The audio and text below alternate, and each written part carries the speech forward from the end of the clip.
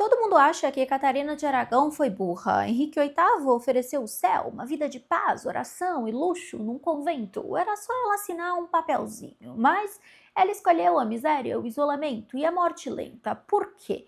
Porque você está olhando para ela com os olhos de 2026 e ela estava jogando um jogo de xadrez que o rei nem sabia que existia.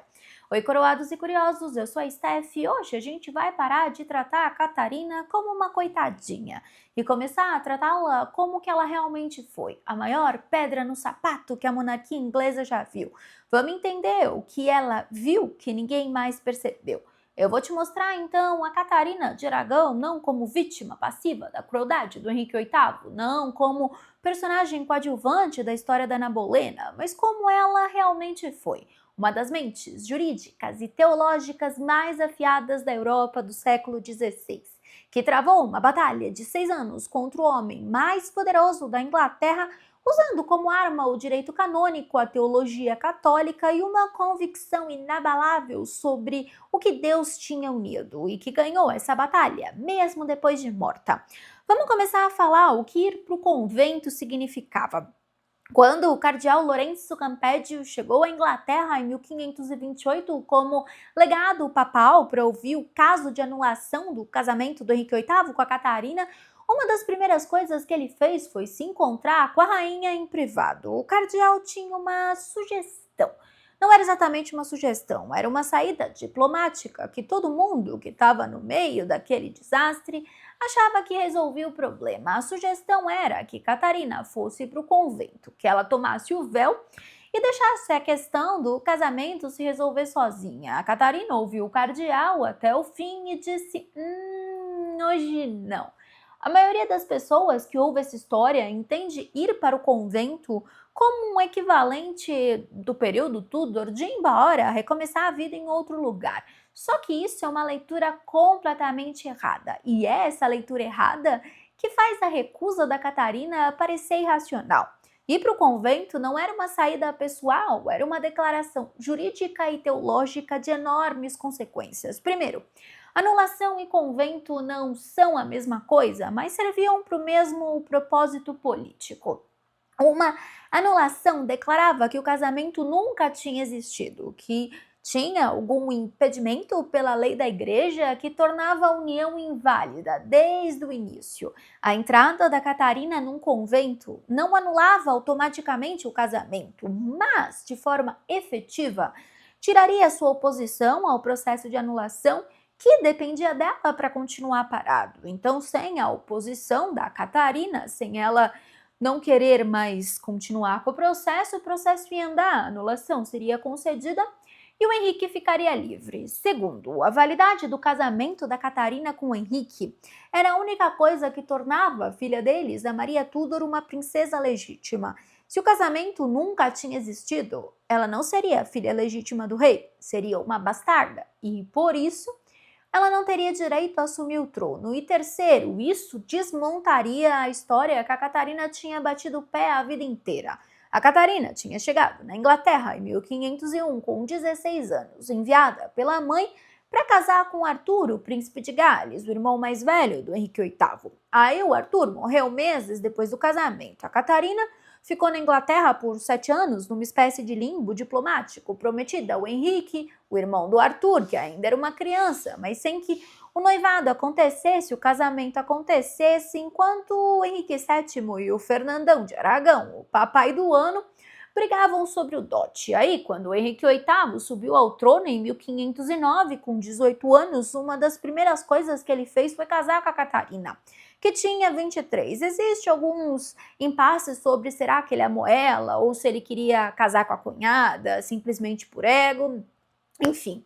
Depois disso, a Catarina passou os 20 anos seguintes sendo rainha da Inglaterra. Teve pelo menos 6 gravidezes e criou a única filha que sobreviveu, a Maria, como herdeira do trono.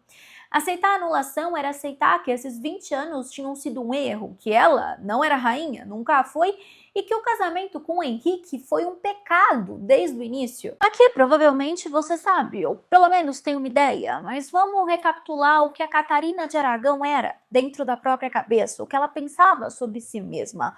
A Isabel I de Castela, mãe da nossa Catarina, era uma das mulheres mais poderosas da história europeia. Tinha dado um reino em guerra civil, reunificado a Espanha com o marido Fernandão de Aragão, financiado Colombo, expulsado os mouros de Granada e governado com uma competência e uma dureza que fazia os soberanos masculinos da Europa a respeitarem e temerem. A Isabel não era o tipo de mulher que ensinava as filhas a recuar. A Catarina foi educada por humanistas contratados pela mãe e cresceu com a certeza que seria rainha, exerceria poder real e que essa posição de rainha deveria ser algo a ser defendido e não negociado.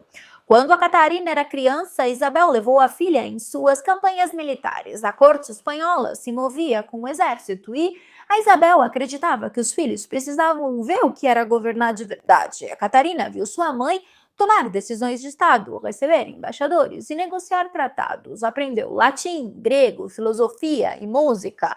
A educação de uma rainha renascentista que deveria ser capaz de conversar com qualquer intelectual da Europa. E aprendeu, acima de tudo, que dignidade real não se abandona, que uma rainha não recua quando recuar significaria trair o Deus que tinha lhe dado.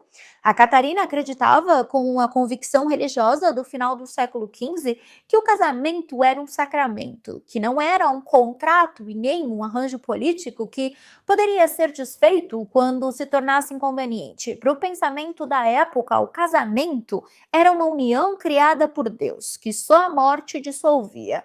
Então, quando ela dizia que o casamento com Henrique era válido, que o casamento anterior com Arthur não tinha sido consumado e que o impedimento que o Henrique alegava não existia, ela não estava mentindo de forma estratégica, ela estava dizendo o que acreditava ser verdade perante Deus.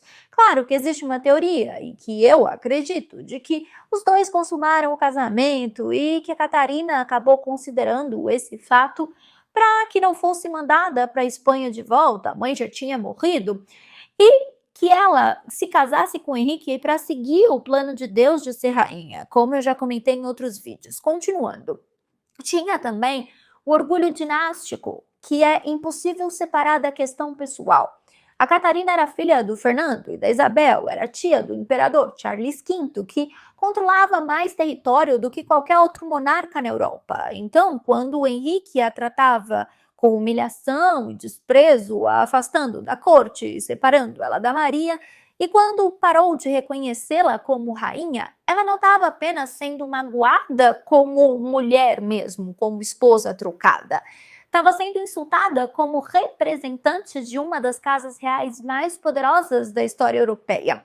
A questão não era só dela, era a honra de Isabel de Castela e a dignidade dos Habsburgo. A Catarina sabia que o sobrinho dela, o Charles V, tinha poder suficiente para fazer a vida do Henrique muito difícil se quisesse, e usou isso como alavanca diplomática, escrevendo ao Charles diretamente pedindo que ele pressionasse Roma. Mas aí tem uma pergunta que muita gente faz. Por que ela simplesmente não pegou o exército do sobrinho, invadiu a Inglaterra e pegou o trono para si e para a filha? A resposta curta é: porque a Catarina nunca pensou no Henrique como um inimigo, nem nos piores momentos. Ela pensava no Henrique como um marido, como homem que ela tinha amado e que estava sendo mal aconselhado por pessoas ao redor, o Cromwell, o Cranmer, a Ana Bolena. Assim, né, gente? Como se o Henrique precisasse de alguém para fazer besteira e tomar decisões impulsivas e totalmente loucas. Para Catarina e sua visão romântica, o bifão precisava ser salvo de si mesmo e não derrotado. Então a ideia de usar o exército do sobrinho contra o marido nem passava na cabeça dela. Não porque ela fosse ingênua sobre política, porque a categoria meu marido como inimigo a ser militarmente derrotado não existia no mapa mental dela. E isso não é fraqueza, é uma forma específica de ver o mundo que o século XVI produzia em mulheres na posição da Catarina e que hoje parece uma limitação, mas na época era coerência moral. Uma esposa que levantava exército contra o marido era, no vocabulário político e religioso do período Tudor, uma traidora. E a traição, além de ser um crime punido com morte, seria a negação de tudo o que a Catarina tinha argumentado desde o começo sobre o seu casamento. Também tinha o fator político do Charles V. Ele era sobrinho sim da Catarina, mas ele tinha interesse político em manter a aliança inglesa, ou pelo menos não deixar que a Inglaterra se aliasse com a França, o que aconteceria se o Henrique ficasse livre para fazer o que quisesse. O Charles pressionou Roma só de forma diplomática, e naquele momento os ventos não estavam a favor do Henriquinho, porque a influência do Charles sobre o Papa Clemente VII era enorme, porque ele estava literalmente sob controle Habsburgo, depois que as tropas do Império do Charles saquearam Roma em 1527. E isso explica porque ele não podia conceder a anulação que o Henrique queria. De qualquer forma, o Charles nunca foi além dessa pressão diplomática. Não porque ele fosse covarde, mas porque invadir a Inglaterra seria uma guerra de proporções que o imperador não queria. E também a tia não pediu que ele fizesse isso. A pergunta, então, por que ela não pegou um exército? Também ignora algo fundamental sobre o papel feminino do século XVI, como uma realidade estrutural mesmo, dentro da qual até as mulheres mais poderosas operavam. A Isabel de Castela tinha governado e levado tropas ao campo, mas ela era rainha reinante, ou seja, ela tinha poder próprio, independente do marido. A Catarina era uma rainha consorte, tinha poder derivado do marido. Sem o casamento, sem o reconhecimento do marido, ela não tinha base legal e nem política para levantar nada. E reclamar o casamento pela força seria destruir o argumento que sustentava a validade do seu casamento, que ela era uma rainha legítima. Ela não estava impondo isso, ela não era uma conquistadora. No final das contas, a Catarina de Aragão não foi para o convento e nem levantou exército. O que ela fez foi sentar com a educação que a Isabel de Castela tinha dado a ela, com o latim que tinha aprendido de Nebrija e com o conhecimento de teologia e direito canônico que tinha desenvolvido especificadamente para esse propósito, e construiu o caso jurídico mais sólido que qualquer parte naquele processo apresentou. O argumento do Henrique era aparentemente simples. Livro do Levítico, Antigo Testamento, dizia que um homem não podia se casar com a viúva do próprio irmão. A Catarina tinha sido casada com Arthur, o irmão do Henrique, portanto, o casamento com o Henrique tinha sido, desde o início, uma violação da lei divina. E o Papa, que tinha concedido a dispensa para que o casamento acontecesse, além de ser o safadão do Borgia, que eu tenho que falar sobre isso para vocês, e era espanhol, tinha cometido um erro que nenhum Papa tinha autoridade para cometer.